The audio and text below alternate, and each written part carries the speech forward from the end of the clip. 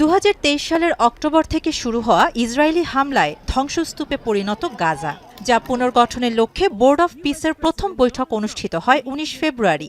বোর্ডের গাজা প্রতিনিধি হিসেবে মনোনীত প্রবীণ বুলগেরীয় কূটনীতিক নিকোলাই মলাদেনভ এই উদ্যোগের মাধ্যমে গাজায় হামাস সহ সব সশস্ত্র গোষ্ঠীকে নিরস্ত্রীকরণের আহ্বান জানান তিনি।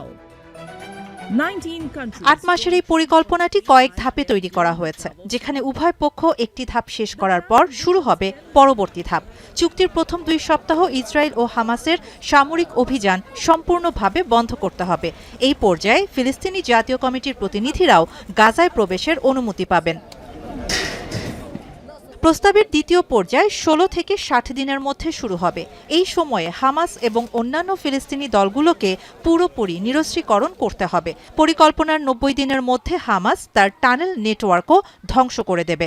অন্যদিকে ইসরায়েলকে ফিলিস্তিনি জাতীয় কমিটির অনুমোদিত স্থানগুলোতে অস্থায়ী আবাসিক ইউনিট নির্মাণের অনুমতি দিতে হবে।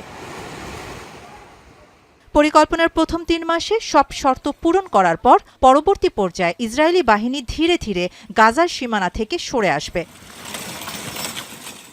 এই পর্যায়ে গাজা পুনর্গঠনের সম্পূর্ণ অনুমতি দেয়া হবে এবং কংক্রিট, ইস্পাত, সার এবং জ্বালানির মতো দ্বৈত ব্যবহারযোগ্য উপকরণ প্রবেশের উপর থেকে নিষেধাজ্ঞা তুলে নেওয়া হবে। পরিকল্পনাটি বাস্তবায়ন হলে তা গাজায় যুদ্ধবন্ধের পাশাপাশি হামাসের দীর্ঘ প্রায় 2 দশকের শাসনের চূড়ান্ত অবসান ঘটবে বলে মনে করেন নিকোলাই মলাদেনভ। এদিকে যতদিন গাজায় ইসরায়েলি দখলদারিত্ব অব্যাহত থাকবে ততদিন অস্ত্র ত্যাগ করবে না বলে জানিয়ে দিয়েছে হামাস। গোষ্ঠীটি জানায়, নিরস্ত্রীকরণ ফিলিস্তিনের অভ্যন্তরীণ বিষয়, যা বাইরে থেকে চাপিয়ে দেওয়ার পরিবর্তে দলগুলোর মধ্যে আলোচনা করে ঠিক করা উচিত। হামাস এবং ইসরায়েল এখন পর্যন্ত বোর্ড অফ পিস নিয়ে আনুষ্ঠানিকভাবে কোনো প্রতিক্রিয়া জানায়নি।